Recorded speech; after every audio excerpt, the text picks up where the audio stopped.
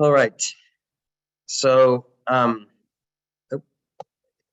switch to the presentation. So today I figured we'll just do like a quick overview about like what is it that we're talking about in terms of emerging technologies and the risks and how to make sure that we're using technology effectively. Two, how is it that we can measure the value? Three, what are some of the pitfalls that we should look for? And these are not comprehensive, but I think there's some that are that we probably have heard a lot about. Um, fourth, around procurement and other challenges around how so that we can get these kinds of technologies in government. Then I think I flipped this a little bit, and I was going to give you a counterexample on kind of some when there's a usage of machine learning in something that ended up being a little bit adverse. There's an example that ProPublica shared in about 2016 about the use of some machine learning models to predict a reoffense and in when setting bail. Then I'm going to share with you a couple of examples of things that I've been close to in South Bend and in Pittsburgh around smart sewers and around using machine learning for capital investment and improving our streets. And then we'll talk a little bit about ChatGPT, which is the hot thing these days, generative AI. So just for starters, I think that there's like a little yellow line across the screen. I don't know if let's just try to.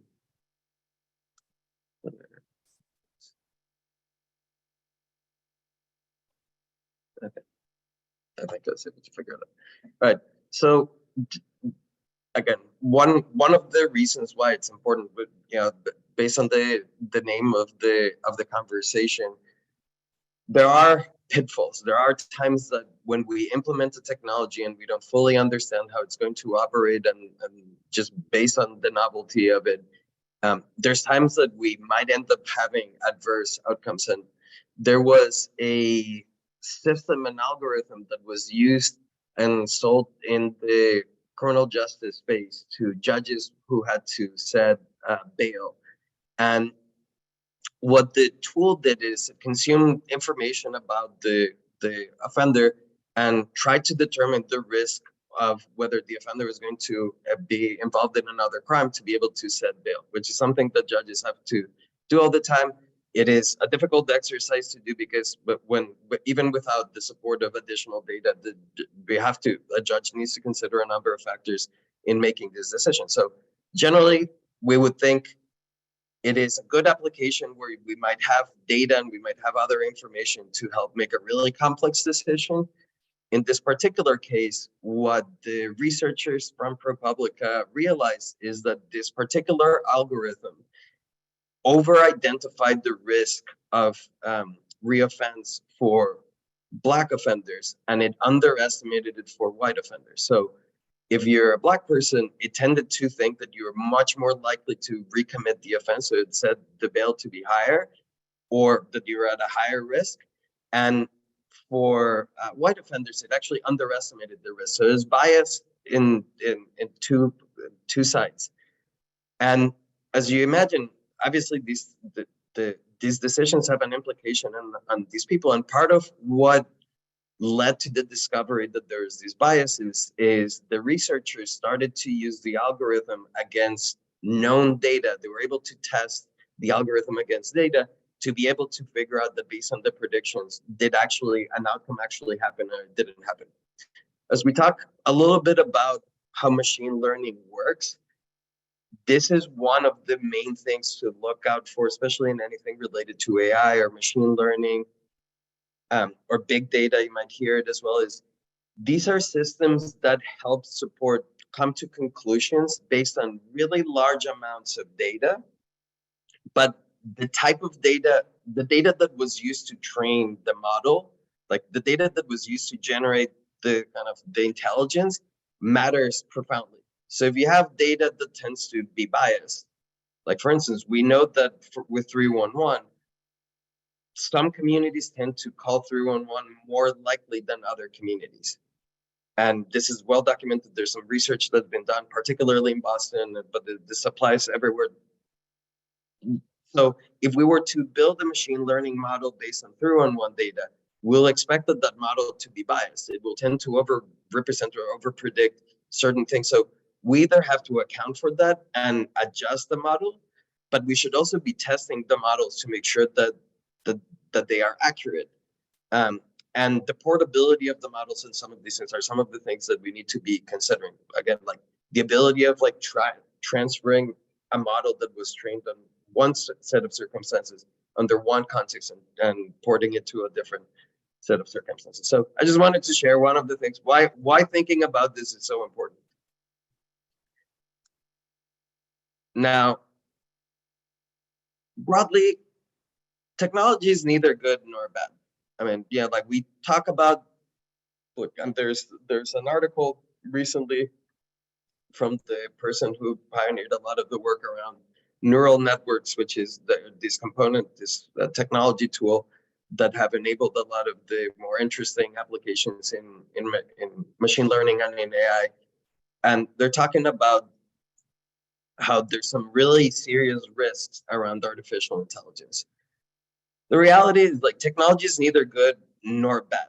Like, the technology is just either mathematics or some electronics, some tools, but it is really how we use the technology and the context, how we use it, the types of uses that we give to it that bring both value and risk. But there's also an upswing. Like, from government, we usually play a couple of different roles when it comes to technology. We tend to regulate technology, but we also have an opportunity to become users of the technology. And the reality is that there's an upswing and there's an upside in our use of technology. It can help reduce errors. It can help us do things at a scale or a speed that we wouldn't be able to. It can help us improve efficiency. So if you think about it, like for instance, with police officers, I was researching that. I was curious about this. The city of Akron, Ohio was the first city to have a police car. Before that, police officers rode horses, walked around, I'd imagine.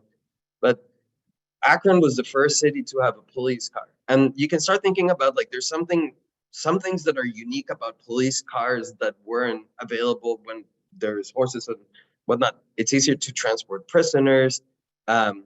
It also probably has some other downsides around, like, you lose a little bit of contact with the police officer if they're in a cruiser instead of walking around, and a lot of initiatives around community policing have tried to reverse it. But again, like, you start thinking there's some really good opportunities of things. We often tend to think that technology and emerging technology is a now problem, but the reality is that for centuries, and really since the Industrial Revolution, we've been dealing with these really disruptive introductions of technology into our lives and into government all the time.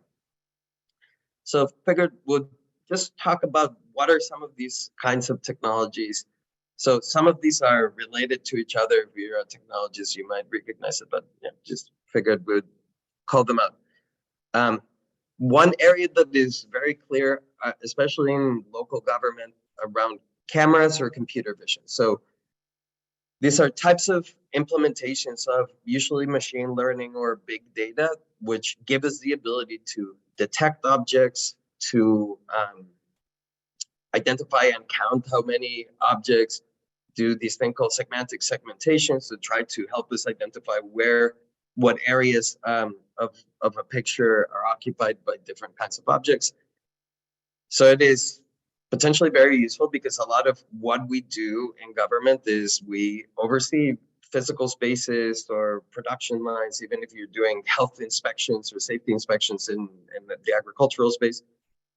Now, there's some concerns, there's some risks, privacy. So how is it that we track and care for the data of other people, security?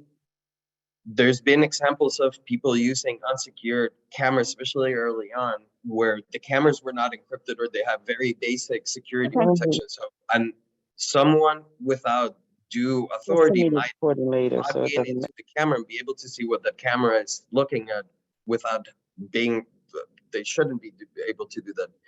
And also cost and storage. So just as an indicator, one of the rules of thumbs that I've used, especially around public safety and some other spaces, typically when we budget for a camera, it's almost like an iceberg. More or equal amounts of the cost of the technology of the actual camera should go into the storage and networking. And the longer the retention schedule, and again, sometimes if you're doing machine learning applications or other things, you need more data if you're going to be training the models and whatnot. So storage is also like a big driver there to consider. There's embedded sensors. So this is when we put some piece of electronic out in the real world. And again, some of these, like for instance, vehicles and a lot of tools that we have in government for a long time have become more and more sense. There's more sensors and there's more telemetrics that we could get. But these embedded sensors might be able to give us environmental variables. It might tell us the concentration of particulate matter, about nitrous oxides and other things that we might be interested. So some risks. First, accuracy. So a lot of times, especially vendors tend to say, oh, I have a sensor for this or for that. A lot of times when you're trying to do environmental sensing, you need to have sensors that are of higher quality, and there might be sensors that are of lower quality that give you an answer, but might not be the right answer. You might need to calibrate the sensors. You might need to, there's, like even in the way that they're operated and provisioned. So for accuracy, a big piece, because if it's not accurate, then up to some point, like why are we collecting it, right? The usefulness too. So what are we going to do with the data? Is there something that we're actually going to be able to change in our process or in our decision making based on the data generated by the sensors?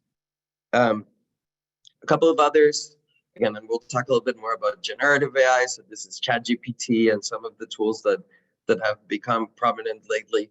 And again, they're incredibly fun and interesting and also concerning new pieces of technology that are using some of the same principles that these machine learning models that kind of in the first place were using, were based on these large volumes of data. They were able to determine whether an image was had a particular label, was associated with a person or a car. They're actually able to work the reverse. So if you give it text, it can generate an image. Or if you give it a prompt, it might generate a piece of text. So if you say, I want the memo to tell the City Council of Boston why they should approve the 2024 budget for the Department of Innovation and Technology, it will generate a memo. Again, but accuracy is a concern. Cost, so we're still kind of in the early stages where you can use ChatGPT and some of these tools for free. But if you're going to be putting it in production, the way that a lot of what I've seen around costing is around like the size of the response. But if you don't know how long the response is going to be, it's hard to estimate how much it's going to cost to be able to do it, especially at scale. Privacy. So when we put information as a prompt, it might get shared into the model. It might be shared with other users as well. So the privacy is a concern. Blockchain. Again, there's other technologies. Blockchain uses cryptography and some other tools to, interesting, it's like the base of Bitcoin and whatnot. To be honest, I haven't found a lot of really useful applications in my work, but there's some that I start thinking, especially around, I grew up in Colombia, and I can see in other parts of the world where you might not have might not be able to intrinsically trust what government said. Like if you have a permit or something that was issued by the government, can you trust it?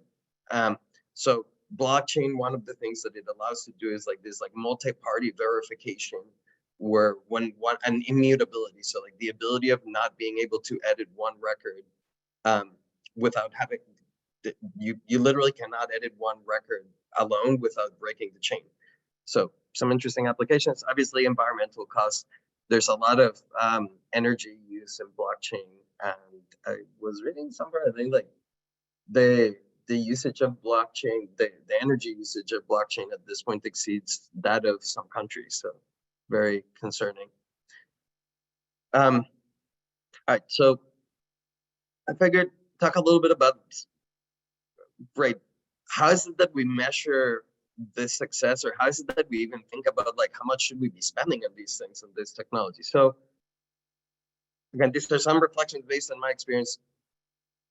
Typically in government, we don't generate new services, or we don't generate new revenue based on those services. Like we tax people, we bring it all together, we mix it, and then we divvy it up to figure out what services we produce. So, you know, whereas Microsoft or Google or some other companies might be thinking about monetizing in government, we usually don't think about like what is the upswing in terms of revenue.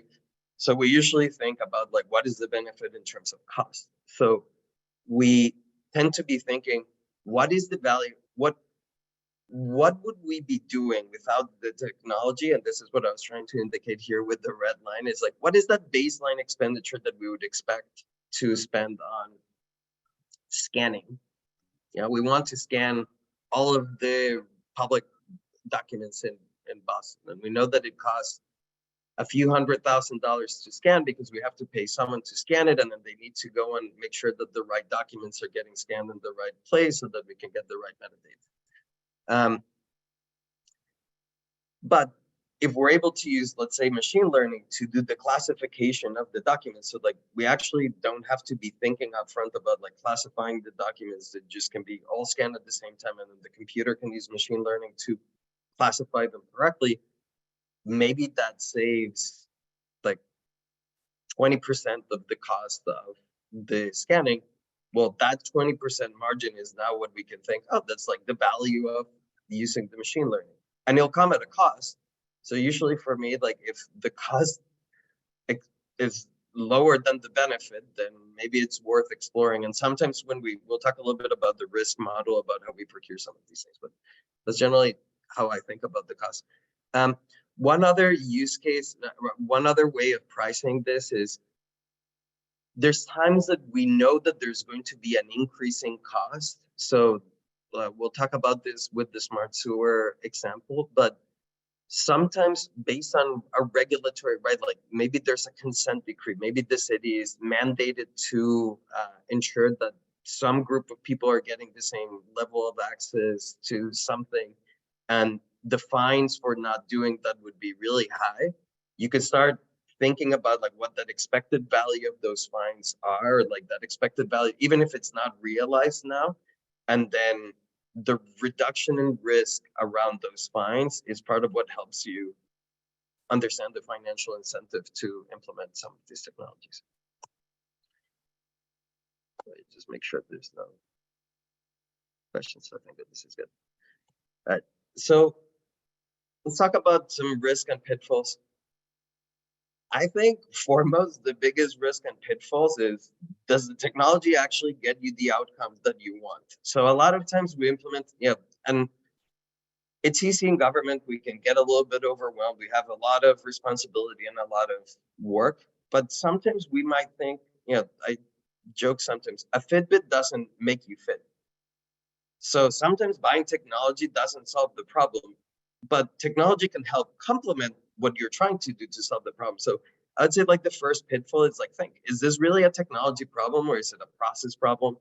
Is it a problem that could be solved by training? Is it, I think starting to think about like how, and especially how is it that the technology helps solve the problem is the first piece that avoids a lot of pitfalls and a lot of misadventures. Then we have some more concrete ones around privacy. Again, in the US, privacy is regulated in a very fragmented way, and there's different, it's most by domain. Like if you're in Europe and other places, you have like more comprehensive privacy regulatory regimes. But here, so if you have students, you might be subject to FERPA. If you have criminal justice data, you might be subject to CJIS. But generally, we think about some principles around privacy. So do people know, like disclosure, do people know that the data is being collected? Do they know how is it that it's being collected? How long are we keeping it? Do we know that it is accurate so that there's no, so that's all important questions. Especially interesting to see if you're leveraging third parties when you're implementing some of the technology, because sometimes the data or parts of the system are not going to be under your control. So other entities might be, like, are they sharing the data and some of these pieces with third parties? So you might not want that, might erode trust. Security. Again, when we introduce new technology to an environment that changes the landscape of how we manage, I'll tell you, one of the things that the government, I tend to think closely about is if we're introducing new technology, we have to think about it as an asset, the same way that we think about it as any asset. So we need to be able to account for it. We need to know who's responsible for it. We should probably be thinking about like who's responsible for updating, like if there's security issues, like who's going to be handling those. Making sure that we have security the same way that we would think about any system. What are the security controls? What are the passwords to access the system? Who sets the passwords? Like, are there separation of duties so that we know that the person that might be able to do something nefarious with the system or is different from the person that is the separation around like how you describe security roles. And lastly, that we talked a little bit about around bias. So does the system behave fairly to everyone? Can you make sure that the outcomes that the impacts are equally distributed? I would also say, and we'll talk about it briefly, some of these new technologies are actually really good at exposing also bias and equity gaps. So in government, human beings and our processes have biases in of themselves as well. So sometimes having a different system actually helps you compare and contrast like the biases and expose some of the biases that existed in the project. Next, we'll talk a little bit about how to buy this stuff. So I usually tend to think, again, especially because we're talking about emerging technology, we're making the assumption that some of these are fairly new tools, or the application in a commercial setting is like still fairly new. So we'll start first with this, like the technology is still in development. Let's assume they're still at the pilot stage. So at this stage, you'll typically find technology in three places: either university research labs, or you might have a startup, or you might have a more mature company that is like playing with a new, like there's a new technology that they've developed. So my advice is, if the technology seems to be at this stage, partner with researchers and others to try to validate and make sure that the technology is working in a way that is consistent. So again, we know based on what even OpenAI and some of the companies and Google and others are sharing about their large language models, they're still not very mature. So because they're not very mature, you probably don't want to commit to spend a lot of money or like put a lot of funding and a lot of infrastructure behind something that's still experimental. So work on testing out to see if there's a good use case. Make sure that the information that you're getting is accurate and consistent enough, and kind of validate the value. At this stage, probably the funding shouldn't even be coming from you as an operator. You could probably find a grant, like the National Science Foundation has been working on through the Civic program and through some other programs, and getting exposure to researchers to be able to deploy pilots. If it's a startup, they might have VC funding to be able, venture capital funding to be able to stand up the pilot. So let's go to number two. So let's say that you have a technology that we believe works, right? Like, let's say that we can detect pedestrians very accurately. The next step is, well, we are not entirely sure how we would pay for knowing that pedestrians are paid. What department would pay for it? Like, what is the business model? How would we use it in our decision making in the city, right? Like, are we gonna use it for planning? Are we gonna use it to change the regulations around the curbs? Maybe we would have more cars parked on the road if we thought that it would slow down traffic or something. I don't know. So at this stage, I think that this is where you can buy in a smaller quantity. I think like usually try, this is where I've leveraged the fact that you can buy below the procurement threshold.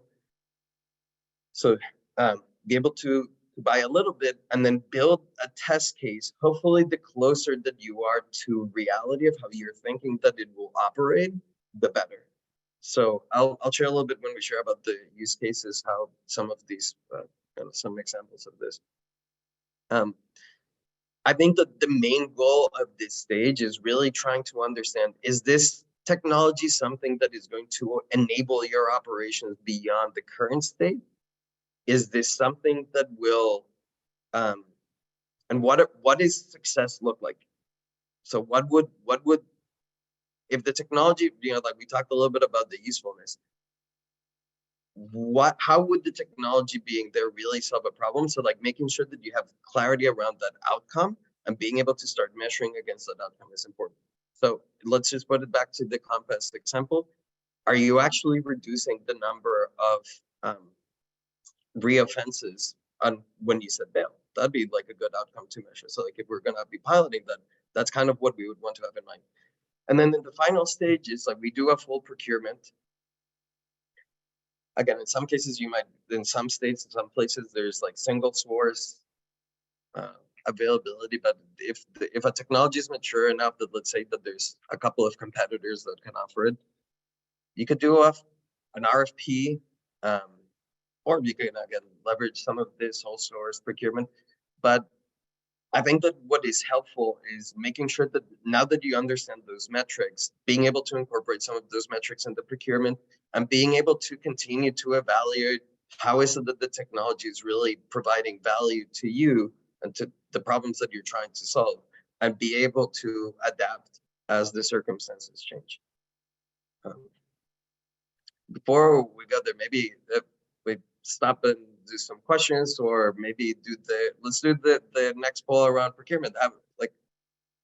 Yeah, let me launch it. I mean, we're curious to see what kind of experience people have had around procuring technology. So just launching a simple question to see if also this resonates with you. But have you been involved in procuring technology for government? And I see some answers coming in. I'll give it 20 seconds.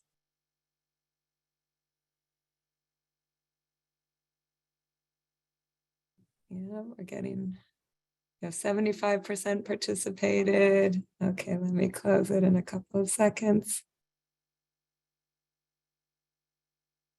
Okay, I'm going to end poll and share the results here. Can you see that? Yeah, amazing. All right, I'll read it. So about 13% of you said yes, you often buy technology in government. About 23% said sometimes, and then 64% said no. So it's actually very satisfying to see the results come in real time. And I'd say maybe we'll keep going with the presentation, and then if people have questions throughout, they can pop it in the chat, and I can either feed them to Santiago right now, or I'll hold them to the end, mostly just because we take off the recording for the Q&A, so people can feel free to ask questions candidly. But yeah, feel free to post them in the chat, and I'll start making note of them. So I'll share a couple of examples where I've had different levels of involvement. There's again many. This kind of stuff is happening every day in government, but I'll use examples that are familiar. So start with the smart sewers project, that this work that started in South Bend. And the context here is when the federal government, when Congress passed the Clean Water Act, it mandated operators and the municipalities across the U.S. to make sure that our rivers, streams, lakes, and the ocean were kept clean. And in the past, whenever like the outflow of both the sewage and the industrial output used to go just to these bodies of water. And with the Clean Water Act, there's a regulation that mandated that we start avoiding that. And so we started building water treatment plants, and we started in a lot of older cities, there's a combined system. So the sewage and the stormwater traveled both in the same kind of pipes, in the same pipes. And the challenge is that when it rains too much, when there's too much precipitation, the mix of stormwater and sewage would either go in people's basements or it goes into the river or the ocean. And obviously this is not nice, it's not good. There's E. coli and it's dangerous and it's very harmful to the environment. But we'll talk a little bit about the pricing. So the federal government worked, EPA worked with the Department of Justice and had a number of these communities sign these consent decrees, which were legally mandated agreements that made cities invest in certain infrastructure to try to bring down the amount of overflow. And it created these like very expensive fines if there's violations around the overflow. So I'll just give you some. In South Bend, the original consent decree was estimated to cost $1 billion. It's the biggest capital expenditure in the city's history. And most of this money would go either into massive underground tunnels or some massive storage tanks, which has very little value to the residents, besides the fact that it prevents sewage going into the river once or twice a year. It's not very visible. It doesn't add much value to the residents. So around, I believe now, like 20 years ago, the previous director of public works in the city of South Bend figured there's got to be a better way. Like we're about to spend $1 billion. There's got to be a better way to do this. And he went to the University of Notre Dame and he knew some professors in electrical engineering that had a grant from DARPA, from the Defense Research Agency. And they were trying to detect in their application using sensors, trying to detect the chemical plumes and kind of in cases of war. And they figured, couldn't we use some of the same technology to try to solve these big problems that the city has? And he met some wonderful researchers. The slides I'm going to share are from I'd asked a while ago, Luis Montestruca, who was the person who founded the company when he was a PhD student, and then he went to create this company. And what they figured is they could get much better data around what was actually happening in the sewers using sensors than just like these mathematical models about how the sewers behave. And sewers grow over years. It's very hard to, like, most cities don't really know how they're fully connected because they're underground and they've been built for a long time. So what you see here on the left side is the location of all of the different places where they put sensors. So they took out the manholes and they put, I'll show you a picture of it later. These sensors that were embedded in the manhole had an antenna, and then they had sensors around like the speed of the flow, the volume of the flow, and some other information. Later down the road, because they had so much data that they were collecting through these sensors, they were actually able to use machine learning, and in this case, these neural networks that we talked about, to start building models about how is it that our sewer system behaved. And the good thing is, using the traditional mathematical models for the sewage system, they're not very accurate, as I mentioned. Using the machine learning models, so the previous models had about a 20% accuracy rate, like there's like off 20% plus or minus. The machine learning models were within 1% of what was predicted. For whenever there's precipitation, it predicted within 1% of what was going to happen in the sewers. And that finally, having all that intelligence enabled them to actually start turning the sewers into almost robots. So they had this automatic gates in the sewer system that were able to dynamically allocate where there was underutilized parts of the sewer system to be able to store water there before it overflowed. And there's some other uses that were pretty interesting. So I'll show you a little bit. Again, this describes what I was talking about. There's this progression of, in the first stage was just measuring, just giving visibility into something that had been invisible and impossible to measure real time. In the past, like you'd have a crew of people that would be driving around, opening the manholes, sticking a yard or something to measure, and they'd be able to tell you how deep the water was. But they would only be able to do one manhole at a time. And it wasn't real time. It was only when these people were working. And all of a sudden, you could get every 15 seconds a data point from all of these different manholes. The second stage was building this machine learning model. And then the third stage was, again, starting to use this system to try to optimize. This is the picture that I was telling you about. This is the manhole with the radio underneath it. Some interesting, even from a technology standpoint, building a system that is sewer systems are tough systems for electronics to operate. So they had to build all of this in a way that was like very hardened, if you will. And the company is Mnet, which was bought by Cylon. And again, this is and it goes back to the outcome. So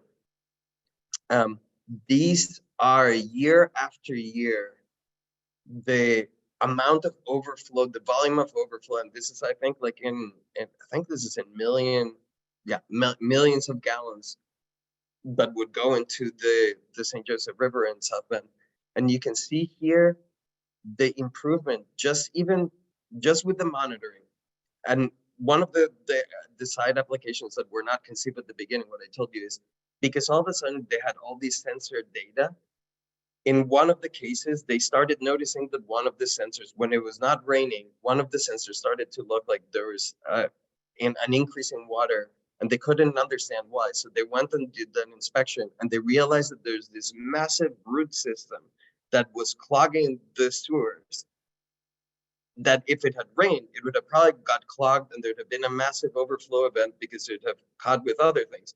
But just with the smallest variation, just like with the new data, they were able to clear the clog before it had an impact. And with the full automation, you can see how the volume actually of outflow went down. And what you have in the light blue line is actually the volume of rain. So even though there was more precipitation in South Bend than there had been in the past, and climate change is one of the drivers of this, and you could actually see the change in precipitation patterns on the data that the sewers have. You can see that even though there's more rain, there is actually less net water going into the river. The other piece that is exciting, and going back to the benefit realization, using the data that we have from the system. In my second tour of duty in South Bend, the city was able to successfully renegotiate the agreement with EPA. And instead of spending $1 billion, we were only going to spend about, I think it's $400 million. No, we were saving $400 million.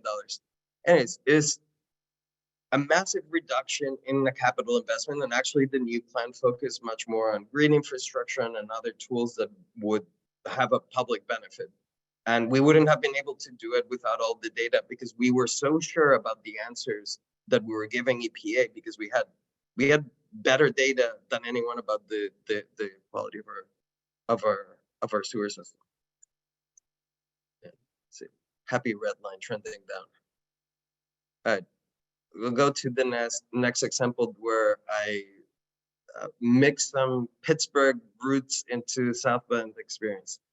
So around 2018, when Mayor Pete was Mayor Pete still, we started conducting these municipal services surveys inspired by work that had been done in Kansas City.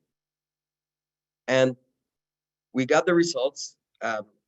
And we noticed that most people in northern parts of the country complain about the quality of the roads because snow and ice and the changes in temperature are tough on roads. But in our case, we noticed that people were disproportionately upset. So we figured there's something here that is not good. So again, like 13%, only 13% of people were okay with the condition of major street roads, and only 22% were okay with the condition of their neighborhood roads, compared to the national and the regional benchmark in the Great Lakes area. So the challenge that we had was, what roads do we fix when, and how do we prioritize this? And traditionally, we would have done the inspections of the roads by hand, have an inspector go around and do a rating based on a scale. And this is very hard to do consistently. It's expensive, it takes time. So either you do it in-house and then you're taking people who would be doing other jobs to do this, or you contract it out and it takes time and money. So there was a researcher out of Carnegie Mellon who had been using machine learning and computer vision applications using cell phones as the sensor. And they would be taking pictures with certain intervals and detecting the quality and the issues of the pavement. And so this seemed very interesting, because all of a sudden we'd be able to get this question of like, what are the conditions of our pavement across the city in a shorter amount of time. So we decided, going to what we talked about, procurement. We knew the technology worked. We were still not sure how well it worked, and we were still not sure how our capital and paving program would be impacted. So we did a small procurement. We procured about 10% of our roads. We procured the assessment for 10% of our roads, and then we compared. We actually had the manual assessment on that 10% of the roads, and we compared the two. And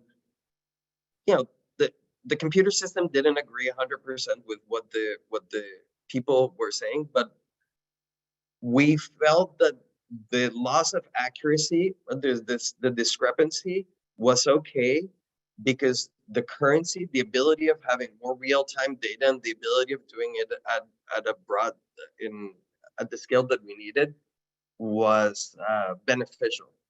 So, and we were able to work with the researchers to map their rating system into the rating system that we used, which is an engineering standard, civil engineering standard.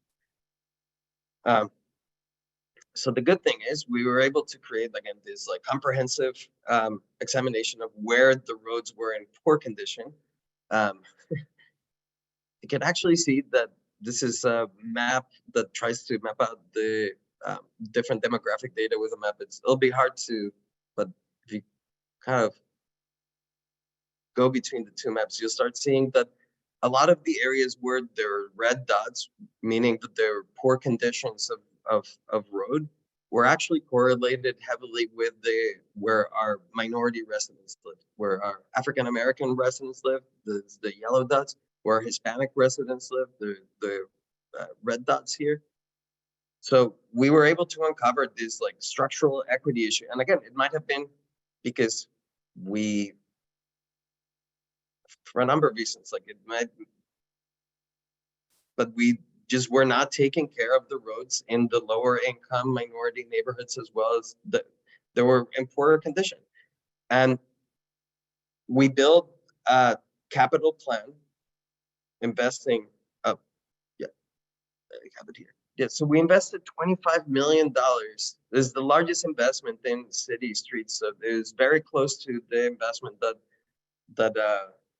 we had done around smart streets, that then became kind of had national attention when it was more about complete streets that Pete did when he was mayor. And we were able to, over 3 years, the goal was to bring all of the streets that were in the poor condition back to being good. And we know that this conditions deteriorate. So pavement deteriorates. It's something that we need to be managing. As it deteriorates and some roads become poor, we can then push them into future use. But the thought was that $25 million dollars were going to help us get down from the backlog that we had. And the nice thing is they continued to do the survey well past I left the city.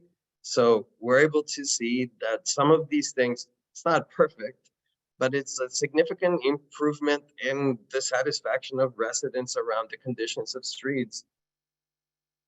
Hopefully because of the work that we're able to do. And again, the new technology helped us understand a problem at a scale and with a level of currency that we would have continued to having conversations around, well, where are the streets? What condition are they in? And continue to have this tautology if it hadn't been for the technology that gave us the telemetry of where. This is the last part before we jump into questions, but I know that there's a lot of attention and a lot of questions probably around ChatGPT and generative AI. So as I mentioned before, generative AI is this new set of applications where we're leveraging some of these same models that allowed us to do detection to be able to actually generate content to match a prompt or to match some text. So what I'm sharing here on my screen is this is the first draft of some guidelines that we've been thinking about launching. And the mindset that we have is one of responsible experimentation. It is still a little bit too early to fully understand the maturity of the technology, to understand how it will be useful to the city. But we know that people are using it. I used it, and I think that a number of other people have been playing around with it. So the idea is to give a framework to let people know what they should do.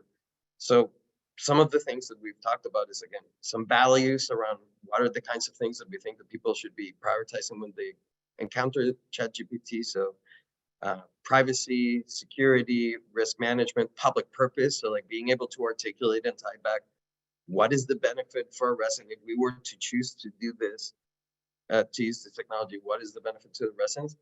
And then our main guidelines are everything that is generated by generative AI needs to be reviewed by a person, and the person who created it is responsible for it.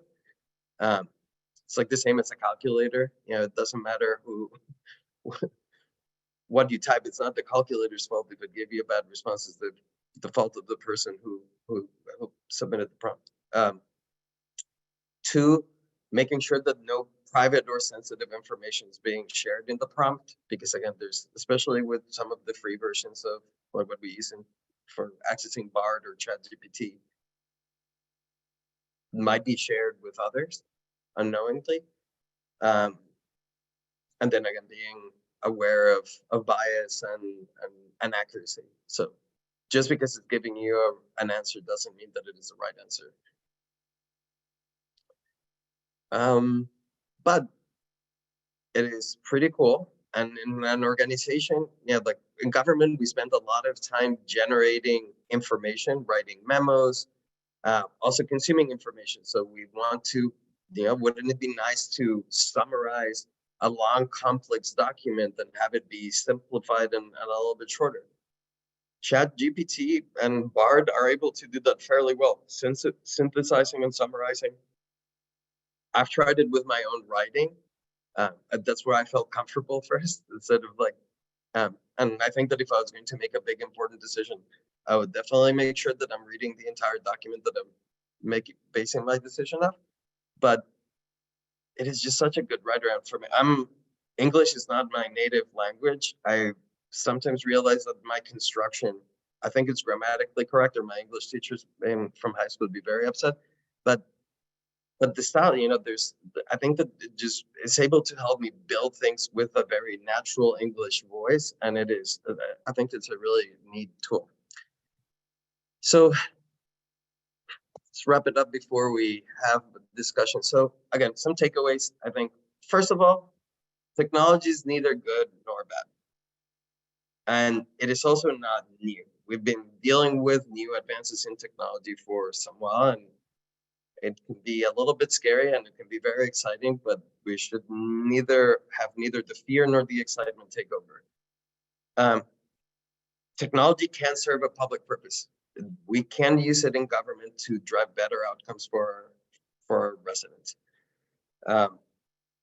We can quantify the value of the technology. So there are tools and frameworks that allow us to quantify even financially what the value is and how much we should be spending on this.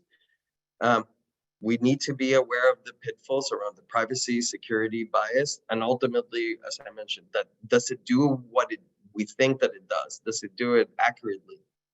And does it actually help us get to the outcome? If it's not, it can be an experiment, but the good thing about the experiments is that you don't have to be committed to do them forever.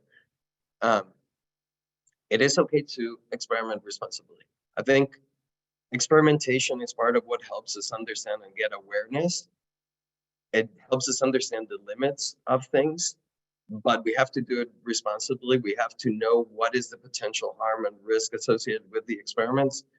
And it's not something that can be an afterthought. We have to be thoughtful about that upfront, document it, and disclose it as well. That's the other thing that we said with ChatGPT. Make sure that you're disclosing anytime that you're using it.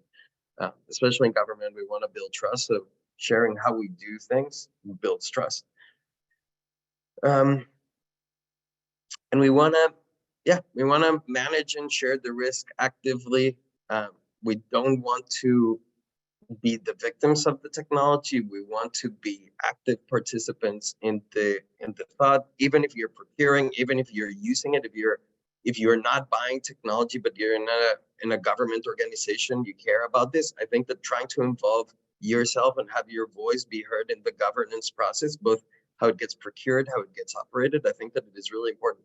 And as residents and citizens, I think that, but that's why I think like the experimentation is important. It's part of what helps us get a sense of what is it, how does it actually work, so that we're not relying just on what a vendor or what someone else is saying, that we have first-hand knowledge of knowing what it is and what it isn't. So, all right, I think that concludes my remarks, and we can hopefully have a very fun conversation about this.